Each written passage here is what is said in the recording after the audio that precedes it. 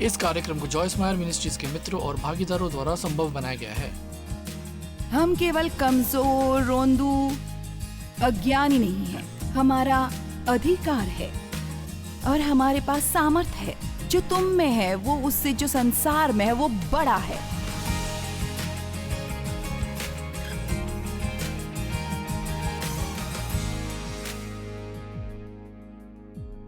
मैंने कल रात एक 3 भागों वाली श्रृंखला शुरू की अदृश्य राज्य के बारे में। ये कहलाता है परमेश्वर का राज्य। पहली बात जो यीशु ने सार्वजनिक सेवकाई में कही वो ये है, मन फिराओ क्योंकि स्वर्ग का राज्य निकट आया है। दरअसल पूरे के पूरे नए नियम में ये बात करता है परमेश्वर के राज्य की और स्वर्ग के राज्य की। और मैं सोचती हूँ कि हम में से कितने इसे पूरी तरह समझ नहीं पाते या समझ पाते हैं। आप यूनाइटेड किंगडम में एक गांव को देखते हैं जिसे आप कह सकते हैं कि वो एक तरह का राज्य है।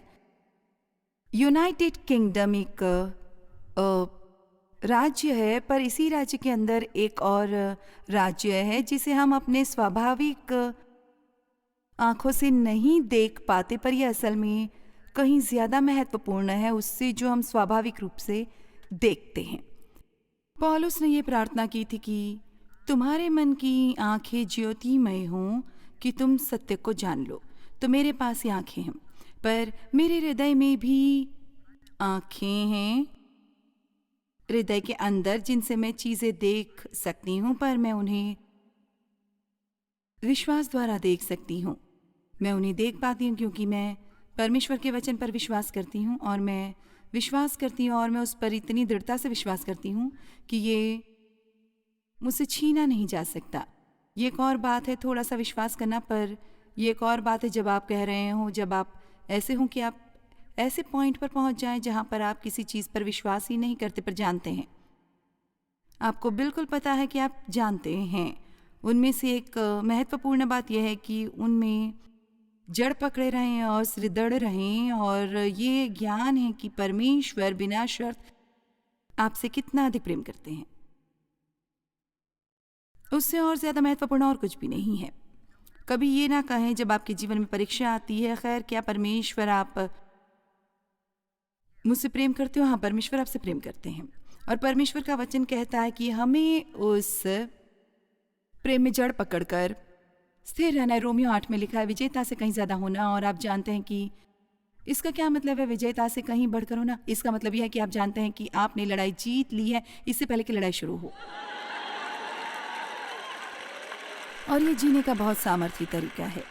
जानते हम किसी ऐसी राह से गुजर रहे हैं जिसके बारे में हम पहले से ही जानते हैं कि ये कैसा है, पर जब हम इसे गुजर रहे होते हैं तभी हमें अपने मन में ये रखना होगा कि हम जानते हैं कि ये कैसे खत्म होगा। हमने अभी तक इसे देखा नहीं है, पर हम जानते हैं कि इसका अंत भला होगा।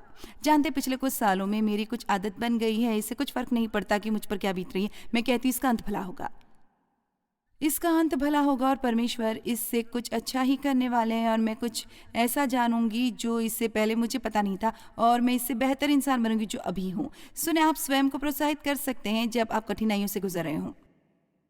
आप में से कितने अपने जीवन में इस समय किसी बहुत कठिन दौर में हैं? और देखें, आप आज यहाँ आए हैं क्योंकि आप प्रोत्साहित होना चाहते थे, और मैं आपको प्रोत्साहित करना चाहती हूँ। और मेरे ख्याल से ये महसूस करना कि आपके जीवन में बहुत सी चीज़ें हो रही हैं जो आपको नज़र नहीं आती, जो अच्छी चीज़ें हैं जो प्रोत्साहित करती हैं। सिर्फ इसलिए कि आप अपने जीवन में कुछ अच्छा होते नहीं देख सकते, इसका मतलब ये नहीं कि कुछ नहीं हो रहा। परमेश्वर बहुत सा काम पर्दे के पीछे आप में से कितने अपने जीवन में इस समय किसी बहुत कठिन दौर में हैं करते हैं इससे पहले कि वो आपके जीवन में प्रकट हों। आमीन। मेरा मतलब है आप आज यहाँ मुझे देख रहे हैं, पर आप ये नहीं जानते कि इसमें इससे पहले कितना काम हुआ है कि हम आज यहाँ इस मुकाम तक पहुँचे हैं। मैं आपको ये समझा भी नहीं पाऊंगी यदि मैं कोशिश भी करूं। आप वहाँ कैसे पहुँचते हैं जहाँ मैं कभी पहले थी और आज जहाँ मैं हूँ, पर एक कदम करके, एक एक दिन करके, हार ना मानकर, सीखते सीखते सीखते सीखते, केवल सीखते हुए। और बहुत सी बातें हैं जो मैं नहीं जानती, पर मैं आपको बताऊंगी जो मैं जानती हूँ। मैं जानती हूँ कि परमेश्वर मुझसे प्रेम करते हैं और मैं ये जानती हूं कि वे कभी मुझसे प्रेम करना बंद नहीं करेंगे। बाइबल में यीशु ने कहा, यदि तुम मुझसे प्रेम करते हो तो तुम मेरी आज्ञाओं का पालन करोगे। उन्होंने ये नहीं कहा कि वो हमसे तब प्रेम करेंगे जब हम उनकी आज्ञाओं का पालन करेंगे।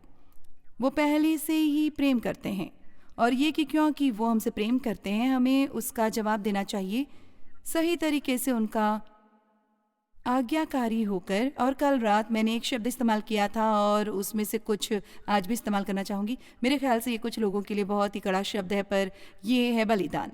और यदि हम उस तरह का मसीह होने वाले हैं जो परमेश्वर चाहते हैं कि हम हों और सचमुच दुनिया को हिला देने वाले हों, तो और जिए बस सिर्फ अपने लिए ही नहीं, और परमेश्वर से मांगते हुए कि वो आपके लिए कोई और चीज़ दे जो आपको चाहिए और जो आप सोचते हैं कि आपको खुश रखे।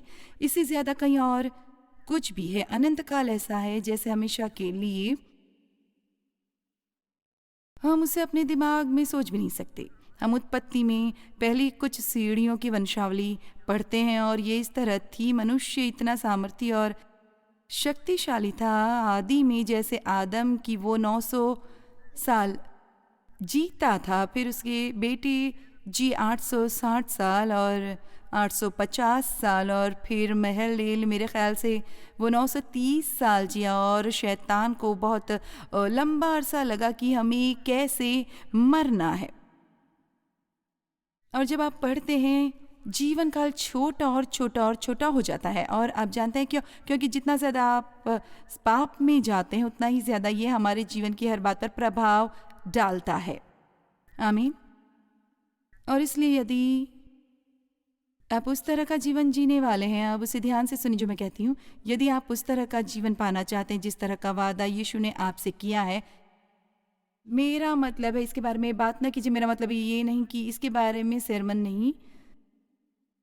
यदि आप वो आनंद पाना चाहते हैं और वो शांति पाना चाहते हैं और जानते हैं कि आप मसीह में क्या हैं और सचमुच देखना चाहते हैं कि परमेश्वर आपके ज़रिए क्या क्या असंभव कर सकते हैं, फिर हमें मसीह में उदाहरण के पीछे चलना होगा जिसने हमारे लिए सब कुछ बलिदान कर दिया।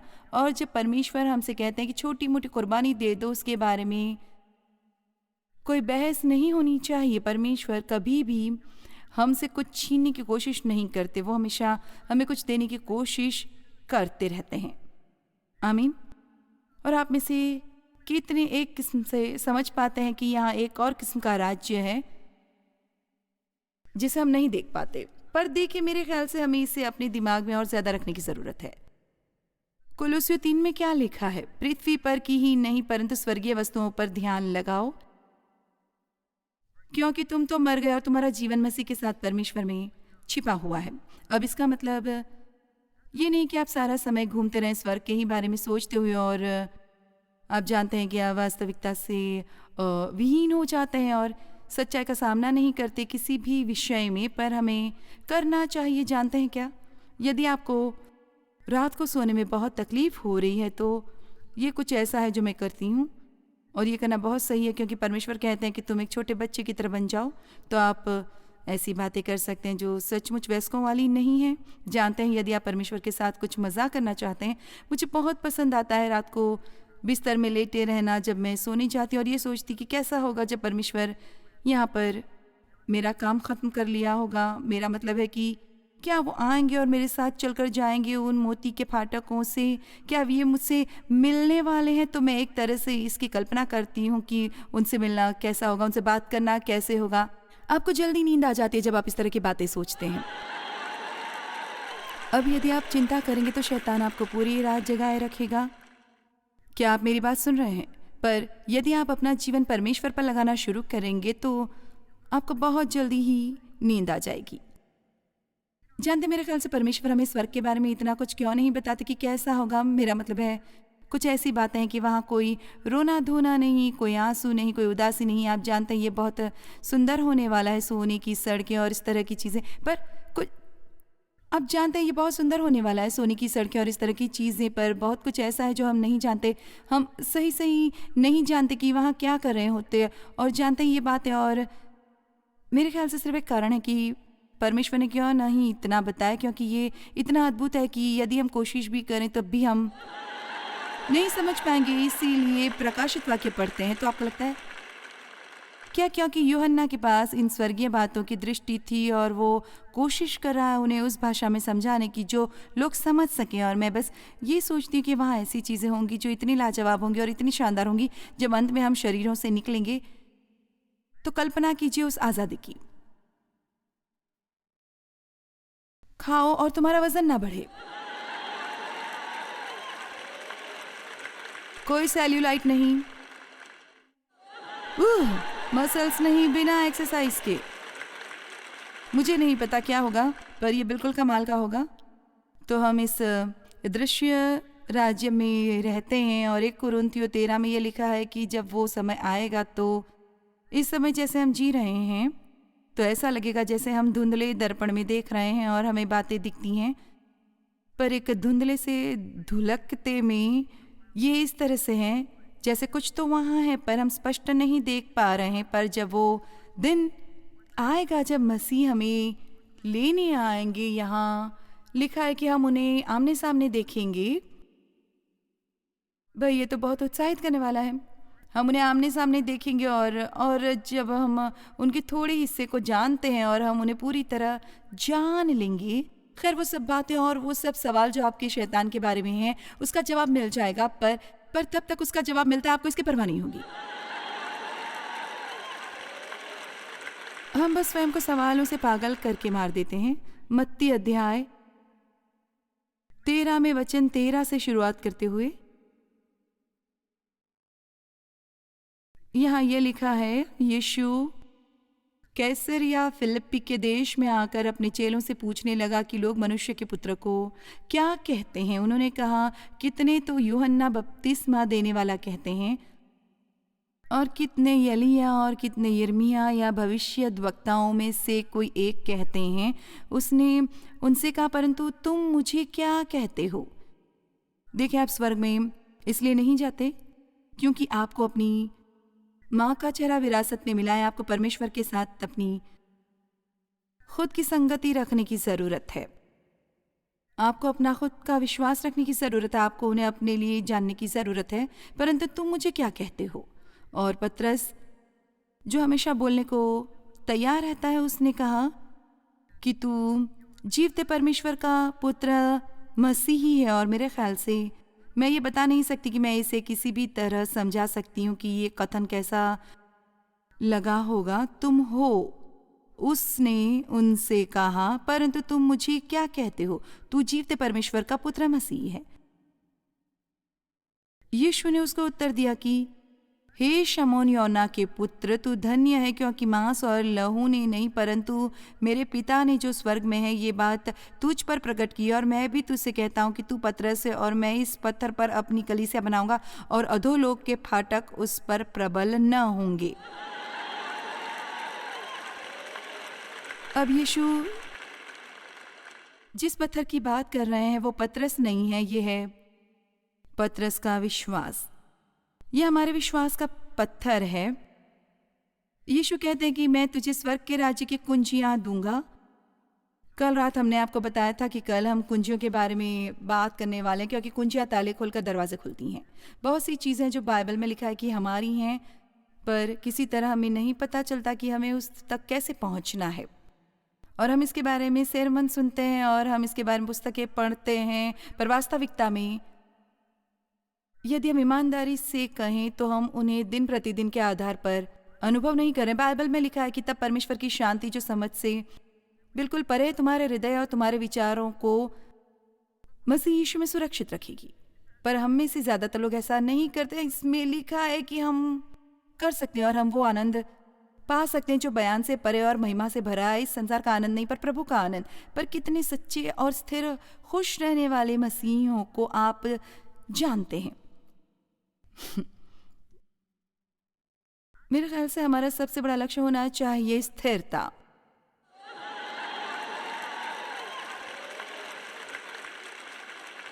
सारा समय सकारात्मक होना, सारा समय प्रार्थनामयी, सारा समय आज्ञाकारी होना,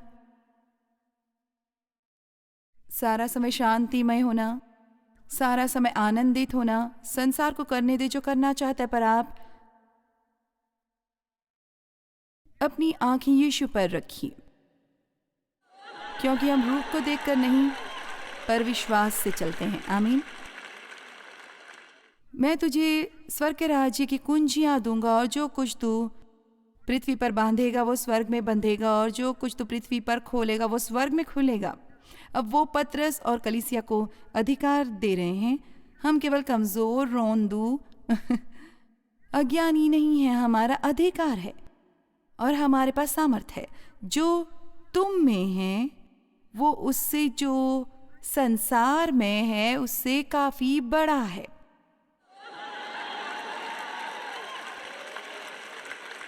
वचन से छूटना है, मैं नहीं छूट सकती, बस इसे अपनी भाषा से निकाल दीजिए। अब कई बार ऐसा होता है कि हम इसे स्वीकार करना चाहते हैं कि हम कुछ नहीं कर सकते, और आप कुछ भी ऐसा नहीं कर सकते जो आप नहीं कर सकते, पर जो कुछ भी परमेश्वर आपको करने के लिए कहते हैं वो आप कर सकते हैं। पहली पंक्ति मेरे पास यहाँ कुछ खुश नजर आ रहे हैं। देखिए, कई बार हम जाते हैं, शैतान के ऊपर अधिकार प्राप्त करते हैं, और अभी हमें अधिकार नहीं है भरे हुए गंदे बर्तनों के सिंक से छुटकारा पाने का। क्या आप एक दिन भी गुजार सकते हैं बिना शिकायत किए? चलो ट्राई करते हैं। क्या आप एक दिन भी गुजार सकते हैं बिना बड़बड़ाए या शिकायत किए किसी बात के बारे में? इसी बात में चमत्कार लग जाता है। पर क्या आप ये जानते हैं, क्या आप जानते हैं कि परमेश्वर के राज्य की कुंजियों में से एक कुंजी है कि आप धन्यवादी रवैया रखें, ना कि बड़बड़ाने का या शिकायत करने का रवैया। और ये अच्छी बात है। परमेश्वर के राज्य सब सकारात्मकता के बारे में ही है। आप नकारात्मक होकर परमेश्वर के राज्य के जीवन का आनंद नहीं ले सकते। आप खुश नहीं होंगे यदि आप नकारात्मक होंगे। आप खुश नहीं होंगे यदि आप स्वार्थी हों। ये एक सरल सी बात है। छोटी छोटी बातें हैं जो आपके जीवन में ज़बरदस्त बदलाव ला सकती हैं। क्या आप जानते हैं कि आप में से कुछ आज आप बस कुछ ऐसा कर सकते हैं और नकारात्मक से सकारात्मकता की ओर बढ़ सकते हैं। मत बनिए नकारात्मक, बड़बड़ाने वाला, चंगुल में रहना, अपने पूरे जीवन भर आधे ग्लास वाला व्यक्ति बनना। खुश रहिए। आमीन। पर क्या आप जानते हैं, परमेश्वर हमारे लिए और ज्यादा चमत्कार करना चाहता है। वो हमारे जीवन में और भी महान काम करना चाहते हैं, पर वो ऐसा नहीं कर सकते यदि हम सारा समय शिकायत, नकारात्मक और मुंह फुलाए रहें। तो मैं इसे दोबारा कहना चाहूंगी, बस शुरुआत कीजिए एक पूरा दिन बिना शिकायत करते हुए। तो यहाँ कुंजियां हैं। बहुत अच्छा लगता है जब आपके पास दरवाजे की कुंजी हो और आपके पास अधिकार हो। लूका 10:19 देखो, मैंने तुम्हें सांप और बिच्छुओं को रौंदने का और शत्रु की सारी सामर्थ पर अधिकार दिया है, और किसी वस्तु से तुम्हें कुछ हानि न होगी। अब कृपया गौर करें कि शत्रु के पास सामर्थ है, पर उसके पास वो नहीं है जो आपके पास है। आपके पास सामर्थ और अधिकार है, और केवल एकमात्र अधिकार जो शत्रु प्राप्त करता है वो है जो हम उसे देते हैं अपने ज्ञान की घटी के द्वारा। उसका आदम और हवा पर कोई अधिकार नहीं था जब तक उसने उनसे झूठ नहीं बोला और उन्होंने उस पर विश्वास किया और उसके जाल में फंस गए। और हमें अपने शत्रु को जानने के लिए पर्याप्त बुद्धिमान होने की जरूरत है। इसलिए मेरी वो किताब जो इस पतझड़ के मौसम में आ रही है वो है battle belong to the Lord. पर इसका ये मतलब नहीं कि आपको करने के लिए कुछ नहीं, आप कभी युद्ध जीत सकते हैं। आमीन। मैं दिन में कई बार रुकती हूँ और सोचती हूँ कि भाई मैं जहाँ कहीं भी जाती हूँ मेरे साथ एक स्वर्गीय दूत होता है। और जैसा कि मैंने पिछली रात कहा था, वहाँ ये छोटे छोटे गोल मटोल चीरुबीम दूत नहीं है जिनके छोटे छोटे पंख लगे हैं। मेरा मतलब है लोग जो चित्र बना लेते हैं, जो परमेश्वर की बातों का प्रतिनिधित्व करते हैं। शायद पहला स्वर्गदूत जो हमने देखा, हम श्रद्धापूर्ण भय के कारण हम उसके आगे चित होकर गिर पड़े। वो अवश्य ही छोटा सा होगा जो अपने छोटे छोटे पंखों से उड़ रहा था। हमारा परमेश्वर एक अद्भुत परमेश्वर है। पर आज मैं आपसे बात करना चाहती हूँ, मेरा मतलब है मैं पहले से ही आपसे आधे घंटे से बात करते आ रही हूँ, पर मैं उस पर ज़ीरो इन करना चाहती हूँ कि कुंजी क्या है। वहाँ कुंजियाँ हैं और वहाँ एक प्रमुख कुंजी है, और वो सीधा साधा यही है जो विश्वास हम पत्रस में देखते हैं। जब उसने कहा, तो जीवते परमेश्वर का पुत्र मसीह है और मैं आपके बारे में नहीं जानती, पर कई बार हमें एक अच्छी बातचीत की ज़रूरत होती है विश्वास में बने रहने के लिए, क्योंकि आप जानते हैं कि अविश्वास आसान होता है जब तक कि शैतान आप में नहीं घुस जाता अविश्वास और संदेह लेकर, और उसका उस अविश्वास और संदेह का बहुत सा भाग उससे आता है जो हम देखते और महसूस करते हैं, और हम उस परमेश्वर के राज्य की ओर पर्याप्त तवज्जो नहीं देते जिसे हम देखते और महसूस नहीं करते, जो परमेश्वर कहते हैं कि क्या चल रहा है उस माहौल में, पर हम उस पर ज़्यादा विश्वास करते हैं जो हम यहाँ देखते हैं। मेरी स्टेट मंसूरी कहलाता है, शो में स्टेट, और काश इसे ऐसा नहीं कहा जाता क्योंकि मैं वहाँ रहती हूँ, पर यह कहलाता है। और आप देखें कि संसार में ऐसा ही रवैया है। खैर, जब तुम मुझे दिखाओगे तब मैं विश्वास करूँगी। पर यदि आप परमेश्वर के आर्थिक व्यवस्था के साथ चलना चाहते हैं तो आपको बस इससे विपरीत होना सीखना होगा। मैं इस पर विश्वास करूँगी, फिर मैं इसे देखूँगी।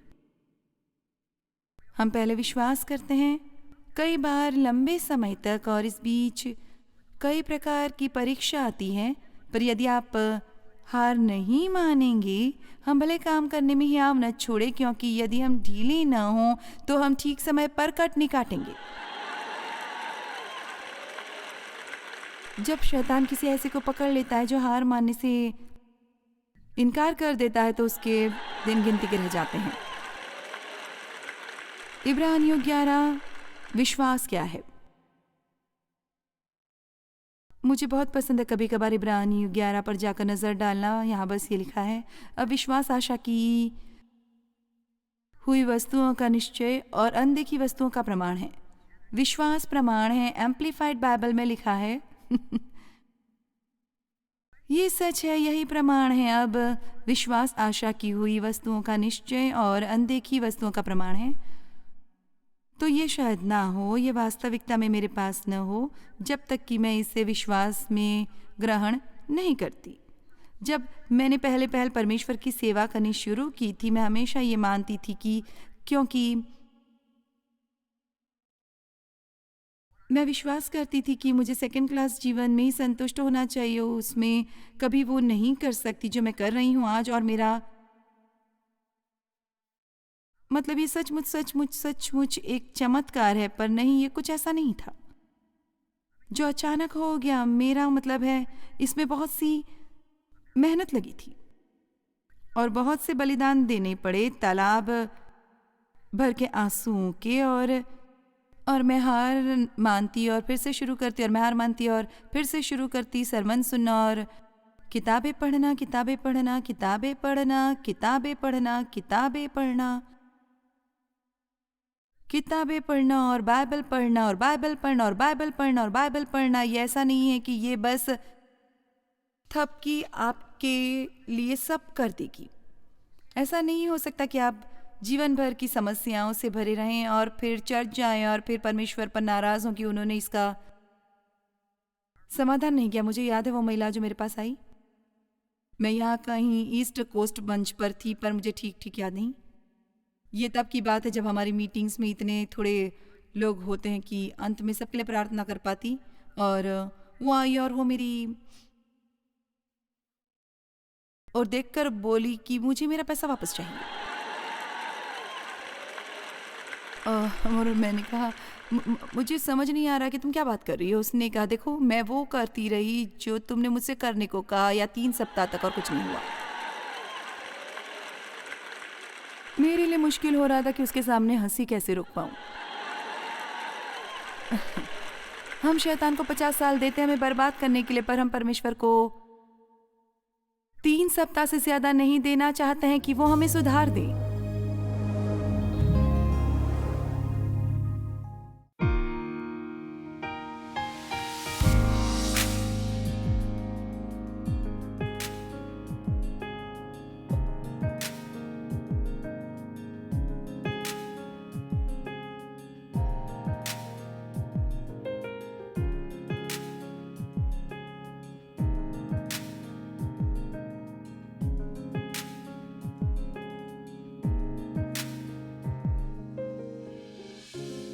इस कार्यक्रम को जॉयस मायर मिनिस्ट्रीज के मित्रों और भागीदारों द्वारा संभव बनाया गया है।